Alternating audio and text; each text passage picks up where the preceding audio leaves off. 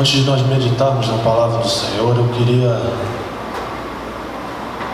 pedir a você que curva a sua cabeça, feche seus olhos, permita que o Espírito Santo faça cessar toda a ventania na sua alma, no seu espírito. Permita que o Espírito Santo te leve cativo, sua mente a Cristo e teu coração a todo o Senhor. Pai, no nome de Jesus, nós entendemos muito bem aquilo que o Senhor Jesus disse, que sem Ele nada podemos fazer. Ó Deus, uma coisa só nos é necessária nesse momento: que o Senhor fale com cada um de nós de uma forma pessoal, direta e objetiva, Senhor. Ó Deus, que o Senhor me ajude a ser um canal fiel de tudo aquilo que o Senhor tem para falar à tua noiva nessa noite. Que nenhuma palavra caia em desentendimento, mas como o Senhor Jesus nos prometeu, que o nosso Consolador nos ensine acerca de todas as coisas. Ó Deus, fica à vontade entre nós e move-te outra vez nessa hora, no nome de Jesus. Amém. A sua Bíblia no livro de Atos, capítulo de número 27. Atos, capítulo 27.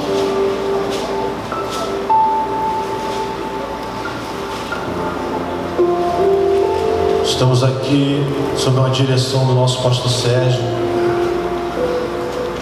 dando prosseguimento a esse tema, sem naufragar na fé. Confesso pessoalmente que é uma responsabilidade muito grande concluir essa palavra.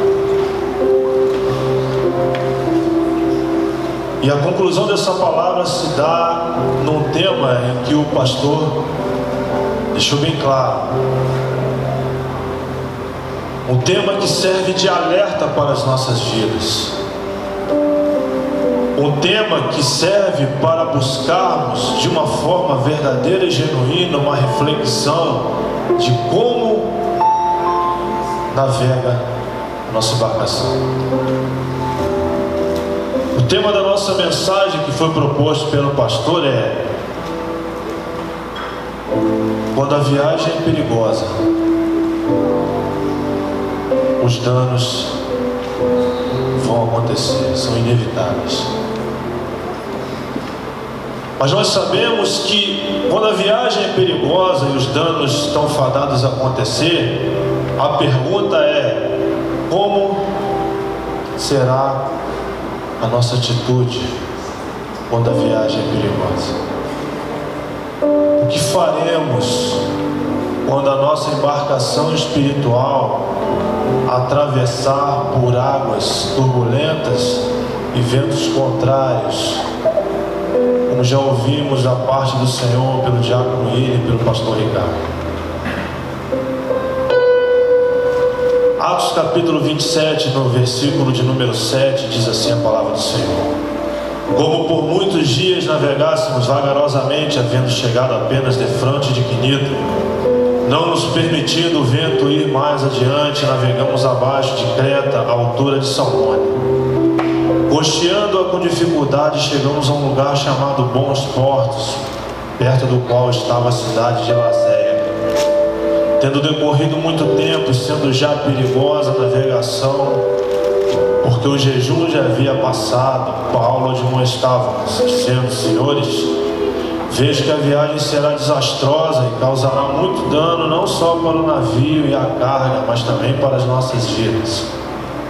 Mas o centurião cria mais no piloto e no dono do navio do que no que Paulo dizia. Como aquele porto não era próprio para invernar, os mais deles foram de parecer que se partisse dali para ver o que se podiam chegar a Fênice, porto de Creta, que olha para o nordeste e para o sudeste, e aí invernar. Nós vemos nessa primeira parte desse capítulo de Atos um cenário onde a fase de preparo da viagem está sendo construída.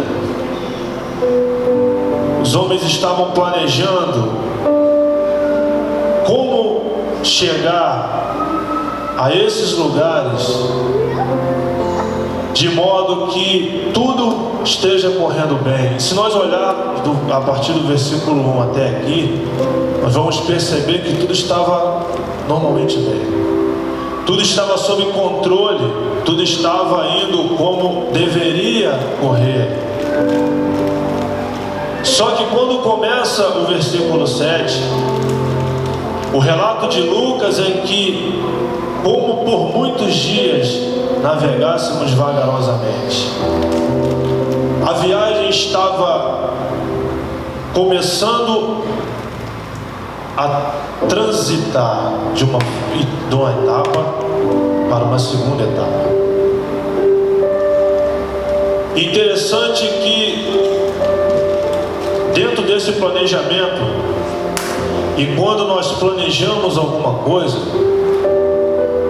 o que mais acontece são especulações, perspectivas, expectativas, tudo em torno da seguinte questão: como será que vai acontecer? É claro que dentro da nossa perspectiva pessoal existe aquele desejo de que tudo corra bem, como Lucas relata até aqui, como por muitos dias navegássemos vagarosamente, tudo estava indo muito bem. E aí, nesse conjunto de versículos do 7 ao 12, a gente começa a perceber que o cenário já vai mudando, porque há a transição de um navio para o outro, e a nossa vida é feita de transições. Há uma mudança de cenário, e há um tempo em que eles precisam dar seguimento à sua viagem. Só que dentro de um planejamento existe toda uma logística sendo construída. E aqui eu quero te chamar a atenção para a primeira questão. Nessa época de fevereiro e março, era totalmente desaconselhável que se viajasse no mar Mediterrâneo, exatamente por onde eles estavam querendo passar. E aí Paulo, conhecedor disso, tanto que Lucas relata que o tempo da expiação, o tempo do jejum, já havia passado. Paulo, ele relata no versículo 10 dizendo: senhores, vejo que a viagem será desastrosa e causará muito dano, não só para o navio, para a carga, mas também para as nossas vidas. Quando o pastor Sérgio colocou esse subtema, as viagens perigosas, quando a viagem é perigosa, o dano é inevitável, eu fiz um alinhamento exatamente desse subtema com esse versículo 10. A viagem será desastrosa, causará muito dano não só para o navio e para a carga, mas também para as nossas vidas. No versículo 11 diz que o centurião cria mais no piloto e no dono do navio do que Paulo. Muitas vezes, quando nós planejamos a nossa viagem, nós queremos fazer com que a nossa navegação, a nossa embarcação, vá pelo mar da nossa vida, mas acreditando em tudo que um diz, em tudo que o outro diz, em tudo que a mídia diz, em tudo que o jornal fala. Mas nós não damos crédito a quem é devido. Paulo, ele ainda não tinha uma revelação completa da parte do Senhor sobre essa situação, tanto que ele fala também para as nossas vidas. Se você parar para perceber, mais adiante o anjo vai falar para ele: ninguém vai se perder. Só que ele, conhecedor do tempo, ele já via que a coisa não ia dar certo. Muitas das vezes nós caminhamos nas nossas vidas sem termos o conhecimento do tempo apropriado do que devemos fazer e do que não devemos fazer. Nessa época era totalmente desaconselhável, ninguém se atrevia a navegar nesse trecho do Mediterrâneo por causa do inverno que estava chegando. O inverno trazia ventos muito severos, tempestades muito intensas. O inverno era muito implacável nessa região, ainda mais em alto mar. Só que teimosamente o centurião dava mais ouvidos ao piloto e ao dono do navio do que a que Paulo. Não, vamos a si mesmo. Quantos de nós não embarcamos em projetos nas nossas vidas e tocamos o barco sem saber, será que é o tempo de fazer isso? Quantos de nós pensamos em fazer coisas e tomar atitudes nas nossas vidas sem ter o mesmo conhecimento de Paulo? Será que é tempo de fazer isso? Toda viagem precisa ser planejada, todo caminho precisa ser conhecido. Ninguém vai por um caminho sem saber onde vai chegar, a não ser Abraão, que obedeceu uma voz: vai para uma terra que eu vou te mostrar e só. Mas todos nós, quando traçamos planos, nós verdadeiramente temos que ser conhecedores. Irmão, vou passar por isso, vai acontecer isso. O que vai acontecer nesse percurso? Procure conhecer o tempo de Deus para os seus projetos. E quando eu falo você, foi exatamente como o Espírito Santo falou comigo, a sós. Procure buscar o tempo de Deus para a sua vida. Tenha cuidado para não fazer com que a sua embarcação, e eu quero abrir um parênteses para te lembrar que dentro dessa embarcação você não está sozinho, como Paulo não estava. Na nossa embarcação da vida nós nunca estamos sozinhos. Uma palavra muito tremenda e, como diz o pastor, pertinente, é que o William tem trazido para as nossas vidas. O individualismo fatalmente vai nos levar à morte. Eu andei por um tempo, fiquei exatamente 1 ano, 9 meses e 18 dias desempregado. E botava o meu navio para navegar em tudo que era água. Estou desesperado. Como você vai ver mais à frente que eles ficaram desesperados. E entrava por situações que eu falei assim: caramba, Senhor, não tem jeito, eu preciso voltar a trabalhar.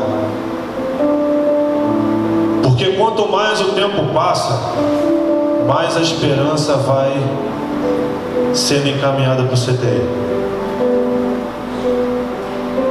E eu, como eu já testemunhei para alguns irmãos, eu já participei de entrevistas e seleções de emprego que o meu candidato, que era meu concorrente, era eu mesmo.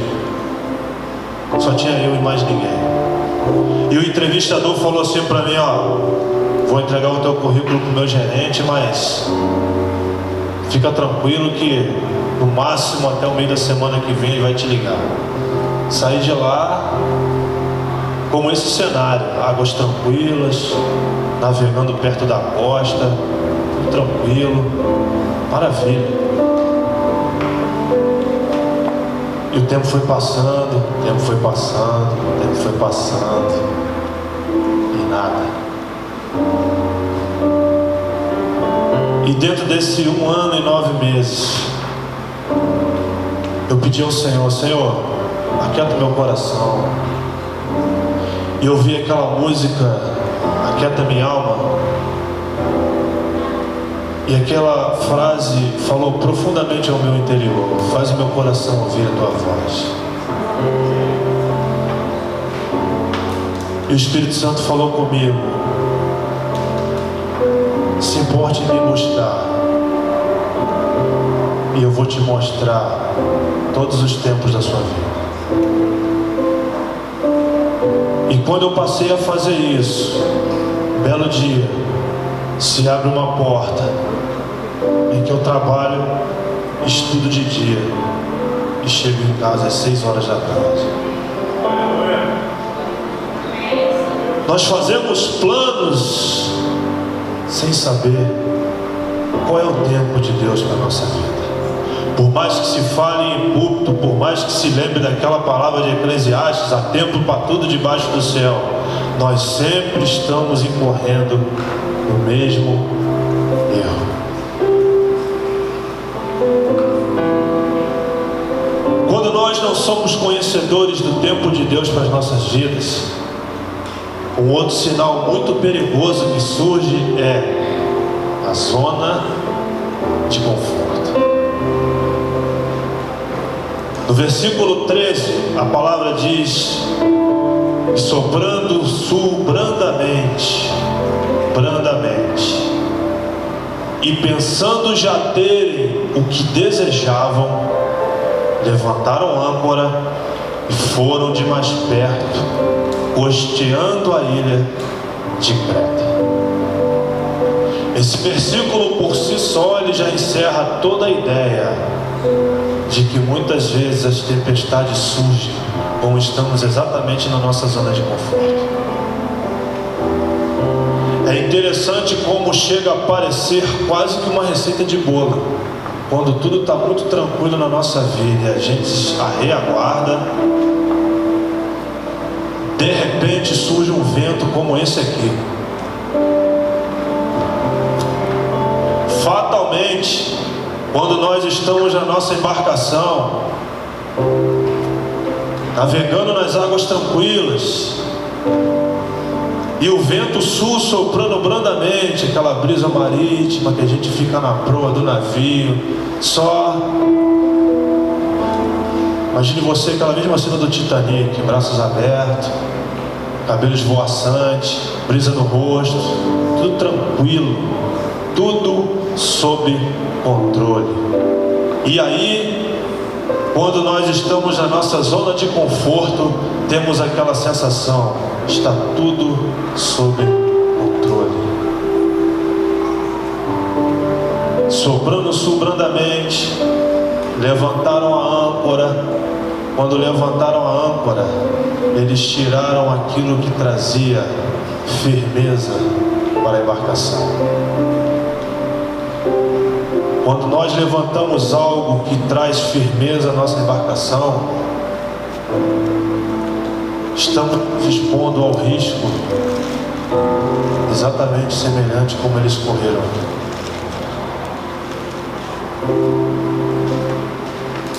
E essa parte, pensando terem já o que desejavam, levantaram a âncora. Muitas vezes nós levantamos a nossa âncora, perdemos a nossa firmeza, exatamente quando pensamos que já temos tudo o que desejamos. Como a igreja gloriosa de Laodiceia: rico sou, de nada tenho falta.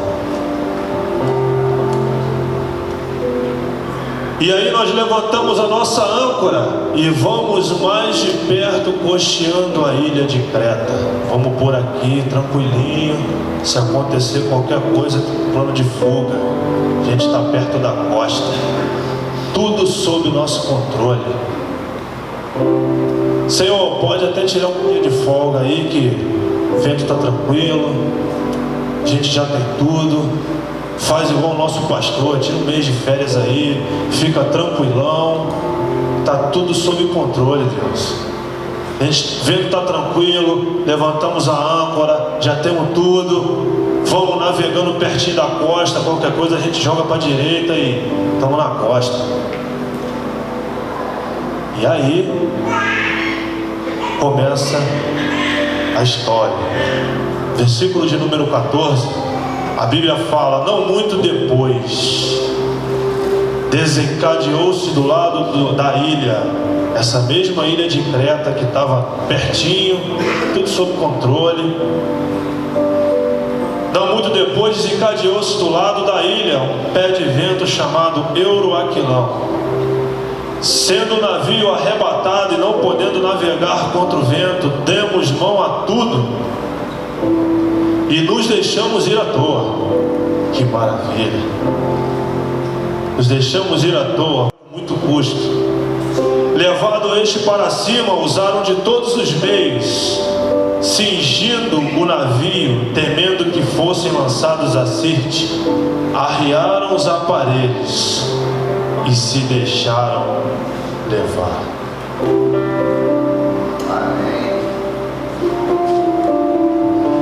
Vento tranquilo,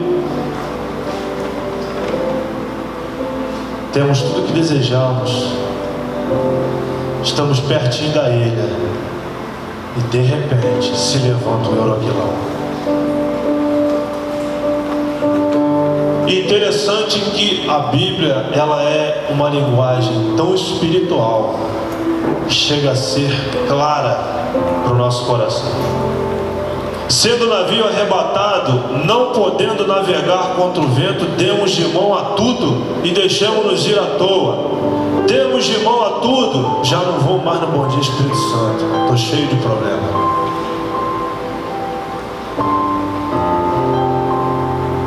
Já não posso ir domingo à noite, estou muito atarefado. Já não posso dar atenção à minha esposa ou ao meu marido, porque eu sou uma pessoa muito ocupada. Estava tudo sob controle, mas agora já não está mais. Quando a Bíblia fala que demos de mão a tudo e nos deixamos ir à toa, eles ficaram completamente perdidos, desorientados e sem saber o que fazer naquele momento. Será que alguém aqui já passou por um momento semelhante, ou foi só eu e o apóstolo Paulo com essas pessoas? Da nossa zona de conforto, Deus permite que se levante um vento para nos mostrar que esse tipo de situação é muito perigosa. Pensamos que já temos tudo sob controle, tudo tranquilo. Como diria saudosíssimo pastor Moisés, está tudo muito tranquilo. Está na bênção. Demos de mão a tudo e nos deixamos ir à toa. Desaparecemos do convívio da igreja. Muitas coisas nós já não fazíamos como fazíamos na primeira vez, no primeiro amor. Deixa a vida me levar, vida leva eu. E aí, da zona de conforto, quando se levantam as tempestades das nossas vidas, ficamos assim. Damos de mão a tudo, vamos fazer o quê? O que nós vamos fazer nesse momento?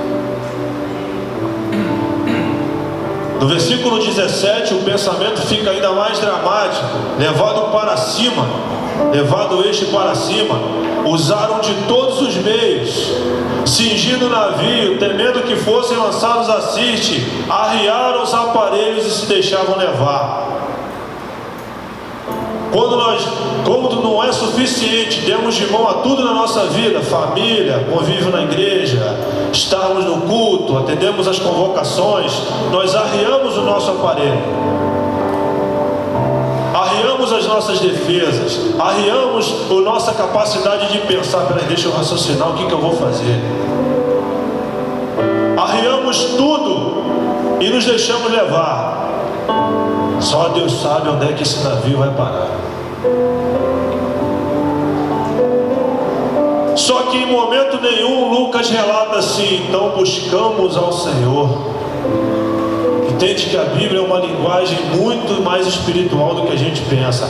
Até aqui, já com alguns minutos de mensagem, nós não vimos ainda Lucas relatar assim: alguém parou para buscar o Senhor. Porque é assim mesmo que acontece na nossa vida. Quando as tempestades se levantam, o nosso navio começa a ficar sem controle. O que antes estava sob controle, tranquilo, confortável, já começa a ser levado de um lado para outro por ventos assim difíceis de atravessar.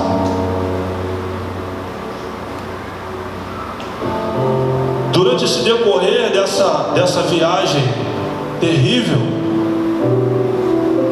começa-se a haver uma movimentação, porque em toda situação difícil Há quem se deixe morrer e há quem se...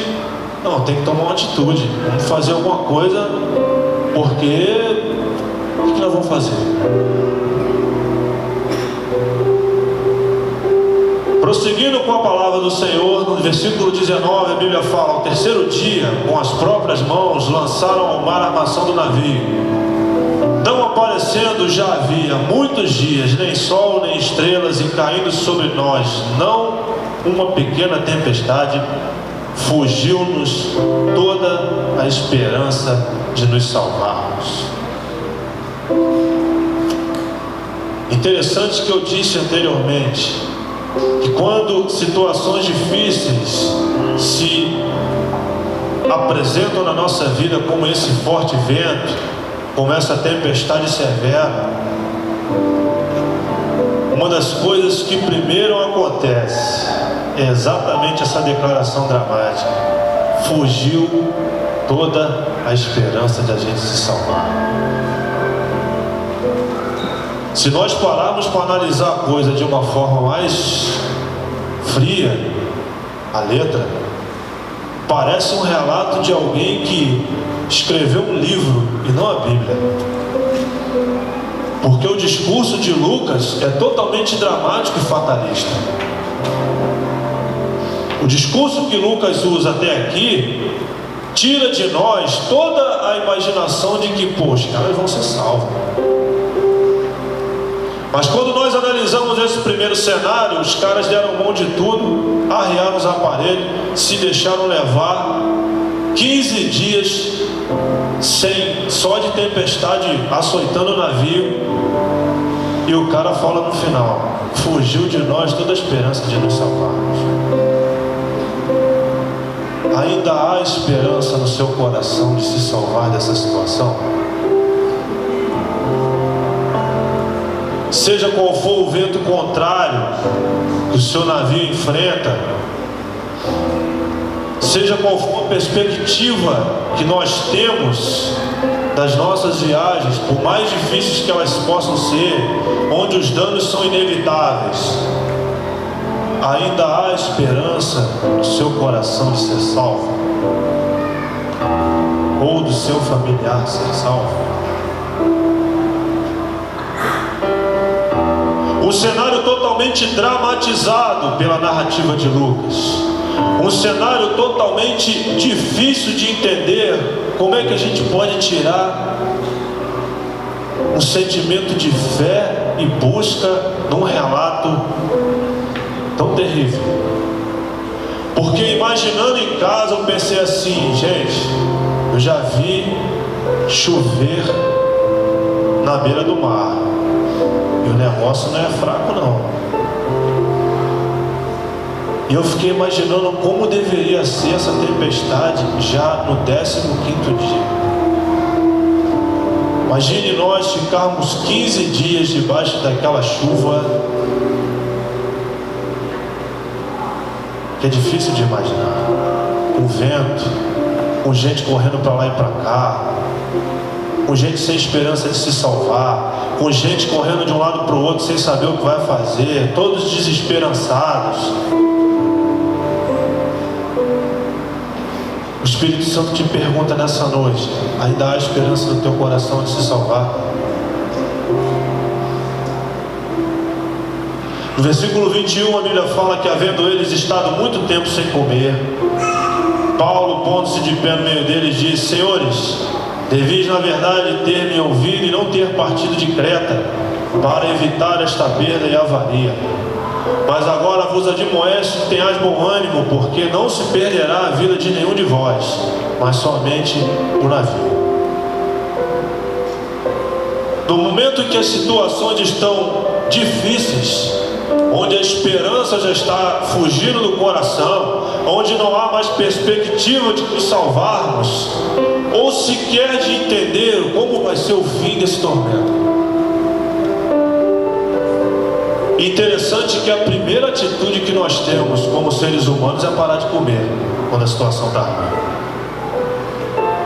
Não chega a ser um fator generalizado, Mas em 95% ou mais dos casos, quando a situação está difícil, a primeira coisa que nós seres humanos adotamos é parar de comer. Estou com fome, estou sem fome.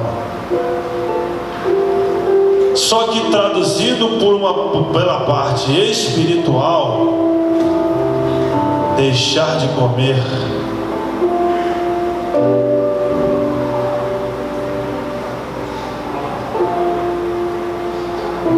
quantos de nós ficamos sem comer durante muitos dias de dificuldade? Quantos de nós ficamos sem buscar a orientação do nosso alimento espiritual? Em primeiro lugar, eu coloco a palavra do Senhor, porque é ela que é o leme da nossa vida. Mas quero abranger também a palavra do seu pastor, a palavra do seu líder de grupo familiar, a palavra do seu líder de ministério, a palavra do seu pai, da sua mãe, a palavra do seu esposo, a palavra da sua esposa. E outros meios que Deus pode usar na sua infinita soberania de falar no nosso coração quando nós estamos numa situação difícil, porque Ele sempre vai enviar alguém capacitado para isso. Você imagine que num relato em que um cenário totalmente terrível, narrado por Lucas, onde não há mais esperança, onde não há mais o que fazer, deixaram-se levar, estava todo mundo assim, vamos morrer. Paulo se levanta e traz uma palavra. O Senhor sempre levanta alguém para nos dar uma palavra quando nós estamos numa situação, por mais difícil que ela possa ser. O que nós temos que fazer é crer e agir. Porque Paulo dizia para eles: ninguém se perderá. A perda será inevitável, mas ninguém vai se perder. Mas agora vos admoesto que tendes bom ânimo, porque não se perderá a sua vida. E Paulo os incentivava a comerem novamente. Não há nada mais difícil de entender. Atravessarmos momentos tão difíceis como essa tempestade, enfraquecidos. Porque quando estamos enfraquecidos, nós perdemos várias capacidades físicas.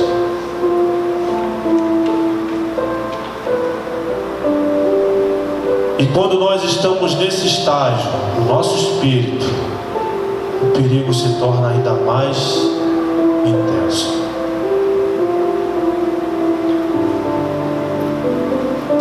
Interessante que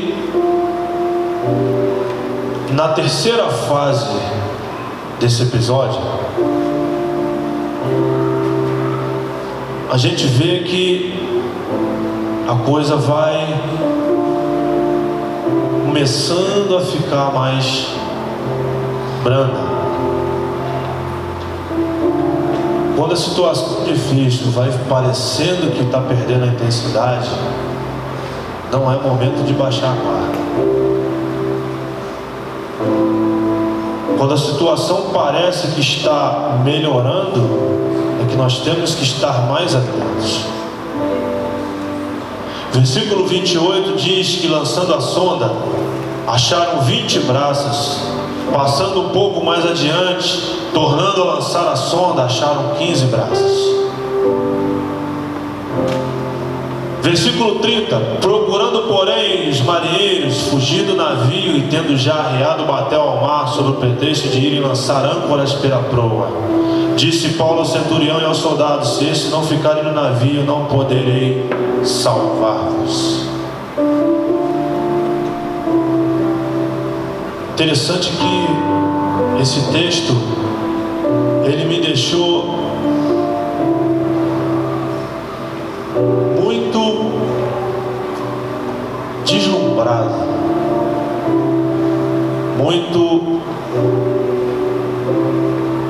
não sei bem qual é a palavra que eu devo usar, Porque quando a Bíblia fala que na situação difícil, os marinheiros já estavam planejando fugir do navio, tendo arriado o batel ao mar, sob o pretexto de jogarem a âncora pela proa.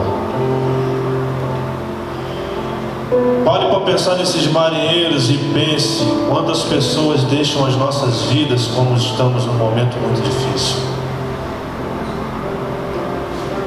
Pessoas que estão no mesmo navio que nós estamos, quando estão conosco no momento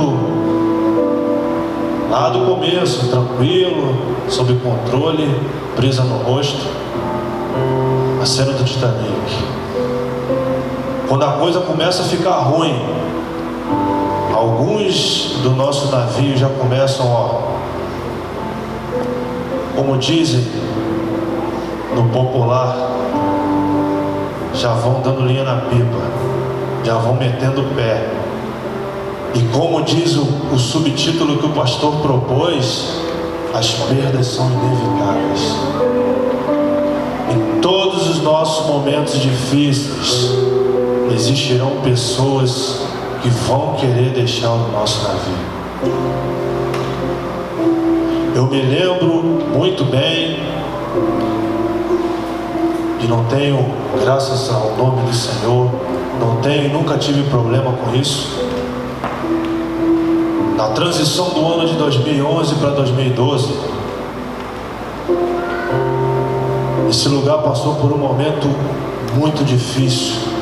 Chego a dizer literalmente, exatamente como esse aqui.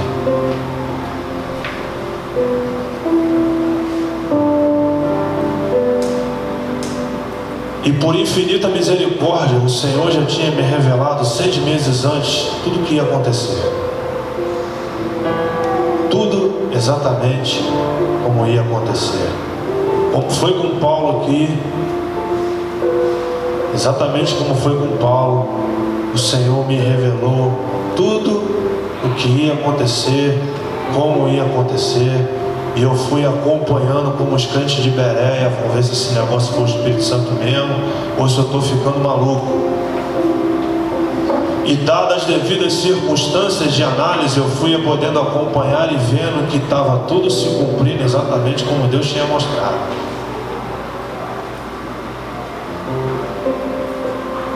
E chegou um dia em que a igreja simplesmente... Eu costumo dizer, para não ser tão trágico como foi Lucas, que as vestes da noiva foram totalmente rasgadas e a noiva foi exposta a uma grande vergonha. E nesse tempo, quantos marinheiros eu vi querendo pular do navio? Querendo não, eles quiseram e pularam do navio.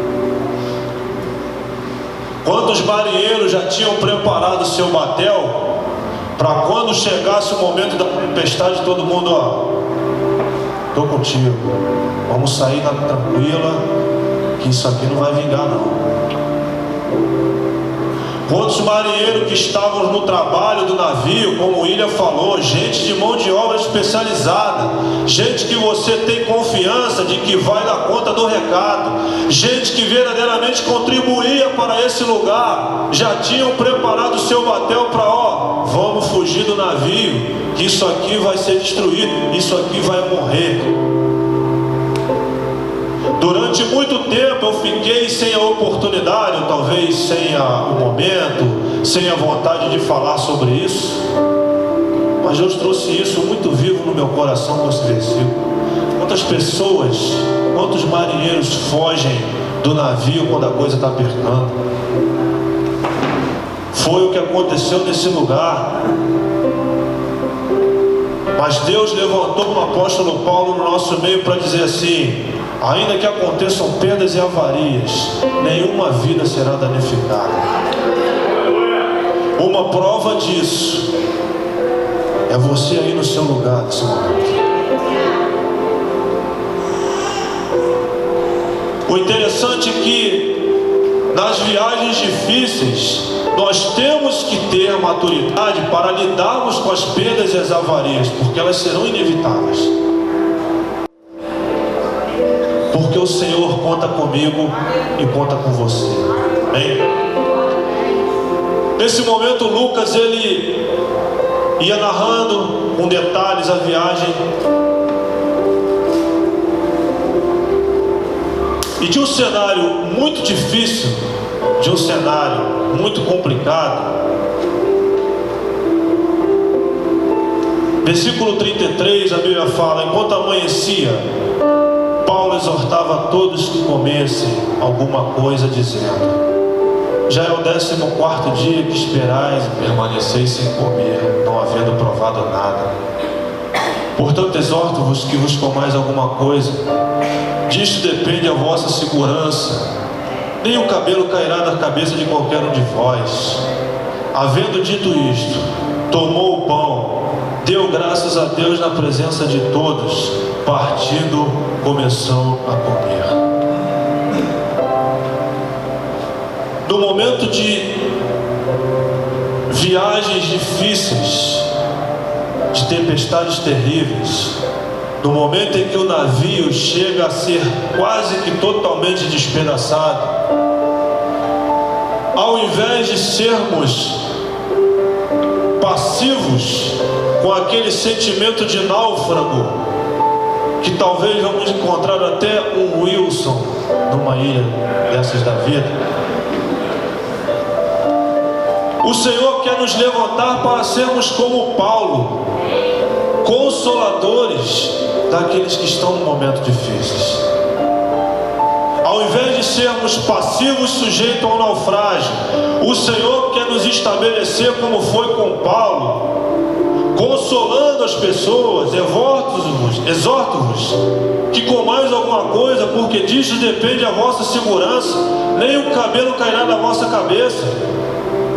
E havendo dito isto, tomou o pão e deu graças. Ele ainda serviu a Santa Ceia naquele momento, totalmente fora de contexto.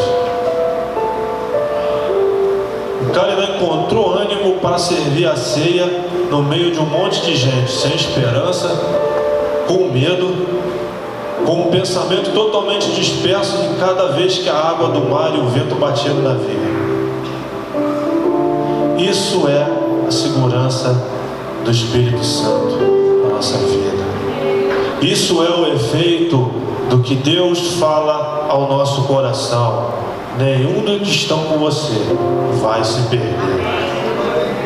Lembre-se que em toda navegação difícil,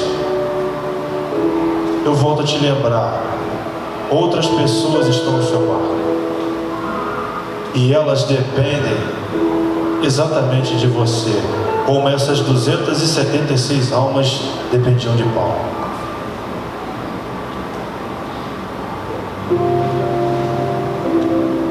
Eu falei que quando estava tudo sob controle,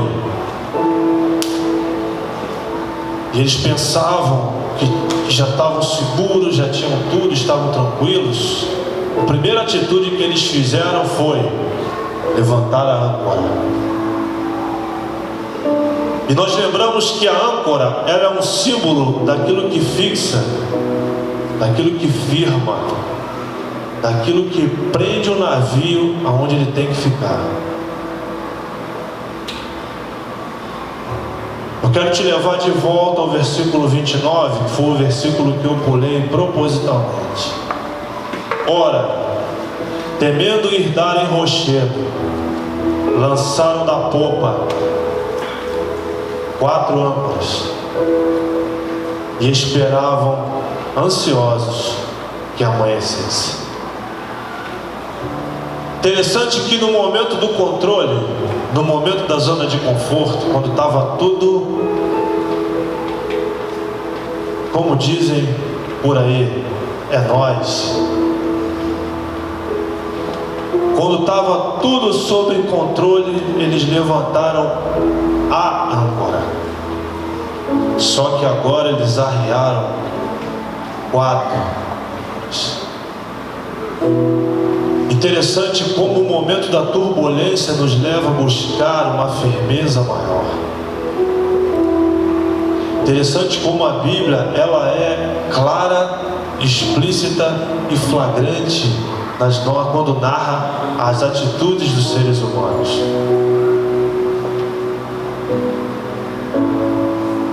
Lançaram 4 âncoras, temendo dar no rochedo, porque, dada a força do vento, dada a intensidade da chuva, eles, além de serem açoitados e jogados para lá e para cá, não estavam vendo nada do que estava acontecendo. Você não tem visão. Quem já viu filmes nesse gênero, você vê que os caras no navio não sabem nem para onde estão indo, não estão vendo nada, só água, água e água. 4 âncoras de fixação eles lançaram do navio. E a primeira delas nós podemos traduzir por oração. Será que num momento como esse de turbulência, de viagens difíceis, de momentos difíceis, onde a perda vai ser inevitável, como está o nosso nível de oração? Será que pelo menos essa âncora está no nosso navio?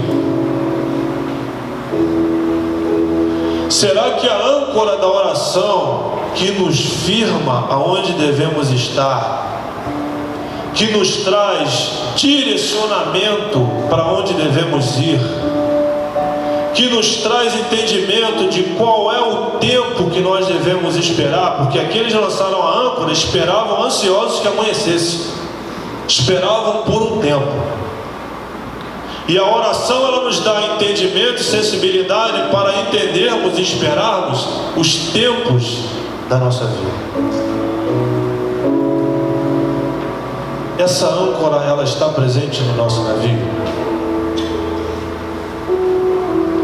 Eu sempre entendi que âncora de navio era uma só, e grande. Mas quando eu deparei com esse versículo e falei, Senhor, 4 âncoras, os caras estavam mesmo numa situação de chorar, no mínimo. Só que essa âncora da oração, ela muitas vezes, ela não está presente no nosso navio. Ou quando está, nós nunca lembramos, na maioria das vezes, de deixar que ela fixe a nossa embarcação. Eu estava conversando no banheiro com o William, e o William me deu uma palavra de consolo: o Senhor vai te usar tremendamente, Deus te abençoe. E eu falei assim, cara, ele já mostrou que está comigo quando ele te fez falar literalmente a mesma frase que eu vou usar na minha mensagem. O William deu uma palavra aqui para o pessoal do Ministério de Música, uma palavra tremenda de direcionamento. E a frase que ele usou foi a seguinte: eu, além de transcrever, vou transliterar a mesma frase. A nossa presença no Bom Dia Espírito Santo já reflete bem como está a ordem da nossa vida. Porque se nós não estamos presentes num culto de oração, essa âncora fatalmente não vai ser usada no nosso navio.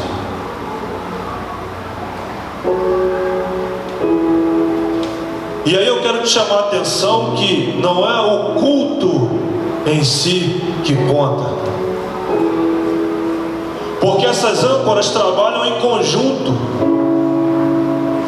E aí eu chamo a atenção para a segunda âncora, que é a âncora da comunhão.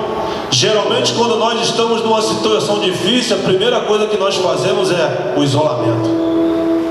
Inevitavelmente.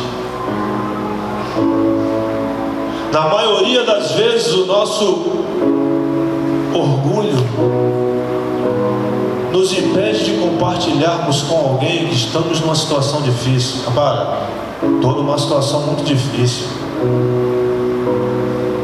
Nós não compartilhamos os nossos momentos difíceis. É muito difícil, é raro isso acontecer.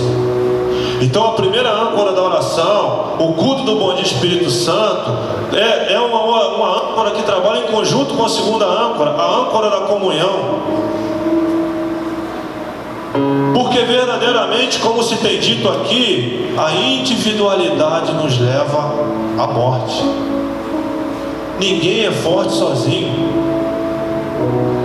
Ninguém está a par da nossa situação. Porque quando nós estamos aqui, nós oramos em comum e em conjunto, todos pelo mesmo propósito. Como é que nós vamos guerrear sozinhos se nós não estamos no campo de batalha? Foi muito pertinente essa colocação do William. A sua presença no Bom Dia Espírito Santo mostra bem como está a ordem da sua vida. Nós podemos ter inúmeras justificativas, nós podemos ter inúmeros problemas, mas da mesma forma que aquelas varas de Arão, o Senhor colocou literalmente, explicitamente em testemunho contra nós, fica como testemunho contra nós que para algumas outras coisas da vida nós damos um jeito. Nós damos um jeito. Haja vista que eu pego o trem de Japeri todo dia às 6 horas da manhã.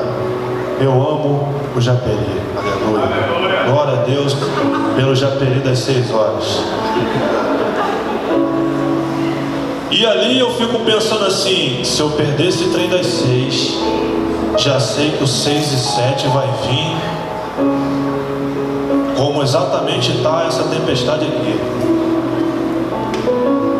E às vezes quando ele se atrasa 1, 2 minutos, ele vem daquela forma que a gente não espera.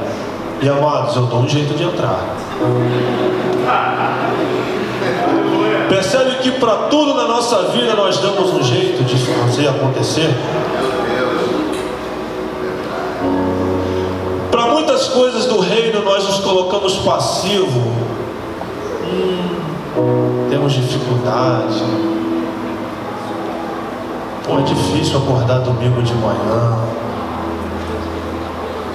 E aí eu falei, toda semana toda, às 5h30, tem que estar na empresa, no centro da cidade, às 7 da manhã, para ligar todas as máquinas, fazer o teste de telefonia, fazer com que a rede esteja funcionando, para quando o pessoal começar às 8, já está tudo funcionando. E aí eu fico pensando, engraçado, eu dou um jeito de fazer isso todo dia para o homem.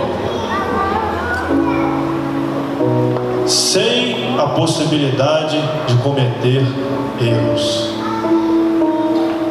Se alguma coisa falhar naquela telefonia, naquela rede, ele já tem logo um culpado.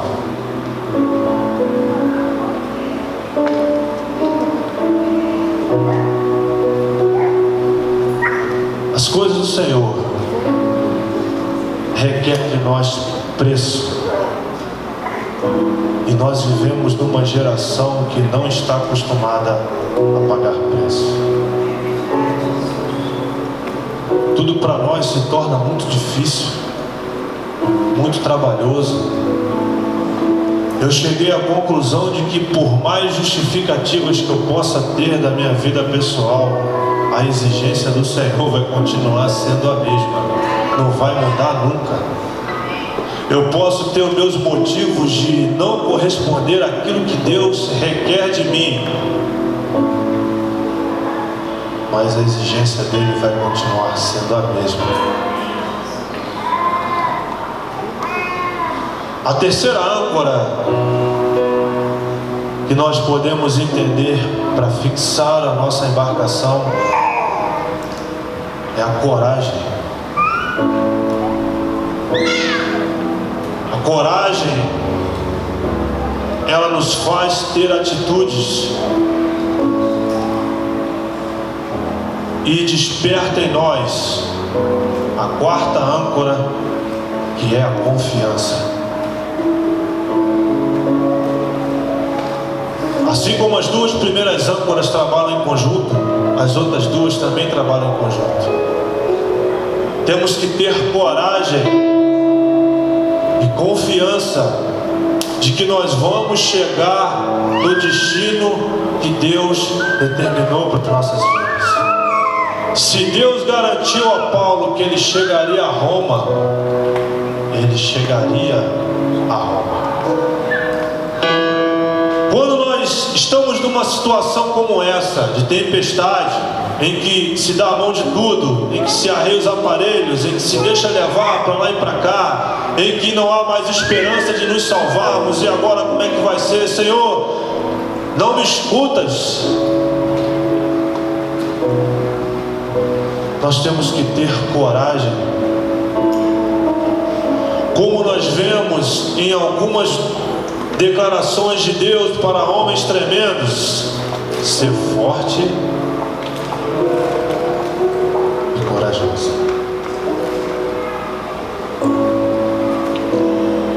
Como diria o salmista, confiai no Senhor em todo tempo. Temos que ter coragem em momentos em que a viagem é difícil e a perda seja inevitável. Porque se nós não tivermos coragem, como Deus vai operar livramentos na minha, na sua vida e através de mim e de você?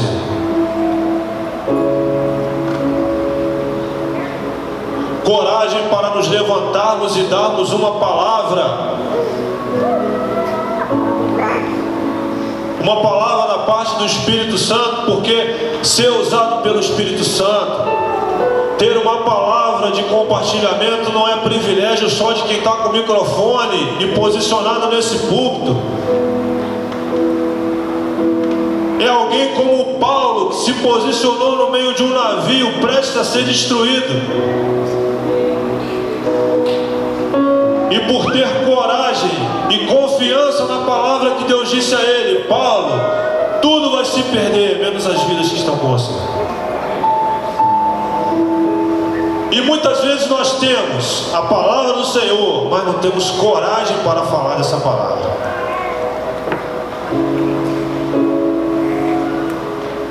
Muitas vezes nós temos coragem para falar, mas nós não temos a palavra que vai ser falada.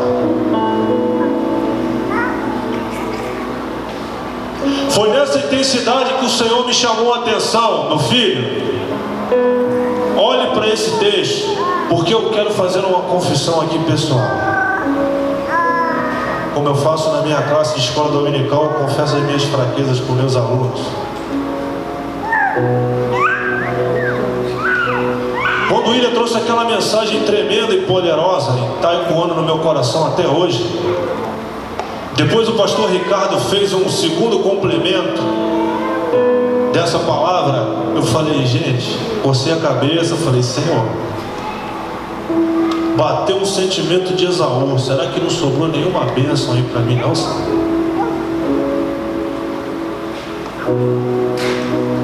Os homens já falaram tudo que tinha que ser falado. E aí o Espírito Santo me chamou a atenção. Tenha coragem, tenha confiança.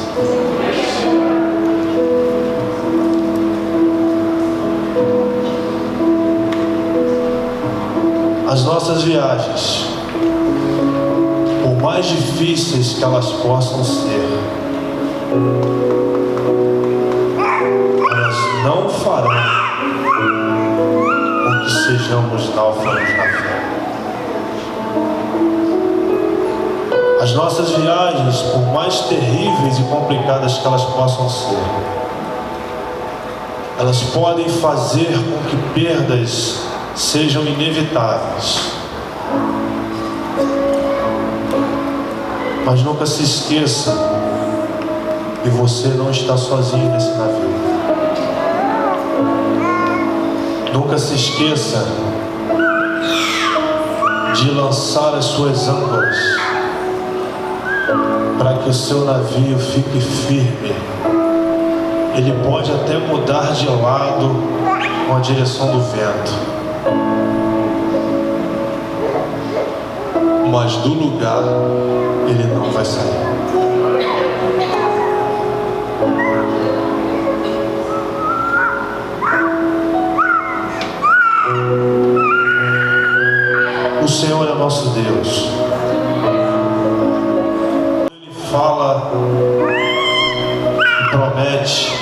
algo na nossa vida, Ele é fiel para cumprir o que prometeu.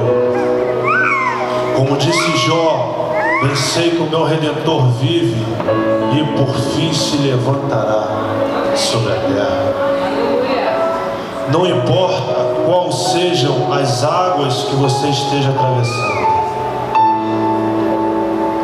Se as águas estão tranquilas, está tudo sob controle, esteja em alerta. Porque de um momento para o outro pode surgir um euroquilão. E nós corremos o risco de não sabermos o que fazer. Como esses homens ficaram. Mas o que o Senhor quer de nós é que sejamos como Paulo, corajosos, confiantes na palavra dele, sabendo que o propósito dele se cumprirá na nossa vida, quer queira o mar ou não. Se pessoas fizerem como esses marinheiros, quiserem deixar o seu navio, apenas interceda por ele. Se a esperança está ameaçando a ir embora, confie no Senhor. Porque como diz a sua palavra, tudo é nele, por ele e para